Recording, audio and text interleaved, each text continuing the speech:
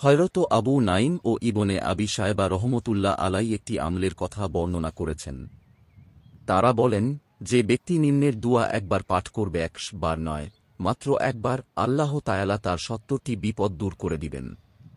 আর সর্বনিম্ন বিপদ হল দারিদ্রতা। আর অন্যান্য বিপদগুলো এর চেয়ে অনেক বড় বড়। যে ব্যক্তি এই দুয়ার আমল করবে, আল্লাহ তাআলা তার এসব বিপদ দূর করে দিবেন। দোয়াটি হল, লা হাওলা ওয়ালা কুওয়াতা ইল্লা বিল্লাহি ওয়ালা মালজা ওয়ালা মানজা মিনাল্লাহি ইল্লাহ ইলাইহি। দোয়াটি মুখস্থ থাকলে তো ভালো, না থাকলে মুখস্থ করে নিন। নিয়মিত পাঠ করুন, সব রকম সমস্যা থেকে নাজাত পাবেন ইনশাআল্লাহ। দুশ্চিন্তাগ্রস্তদের জন্য সান্ত্বনা। কানজুল উম্মালে বর্ণিত আছে, যে ব্যক্তি ইয়াকিন ও দৃঢ় বিশ্বাসের সাথে এই আয়াতটি পাঠ করবে, আল্লাহ তাআলা তার দুশ্চিন্তাগ্রস্ত হৃদয়কে প্রশান্তি দান করবেন। এখানে ইয়াকিন ও দৃঢ় বিশ্বাসের শর্তারোপ করা হয়েছে। কারো অন্তরে এ ব্যাপারে সন্দেহ থাকলে সে সুফল পাবে না।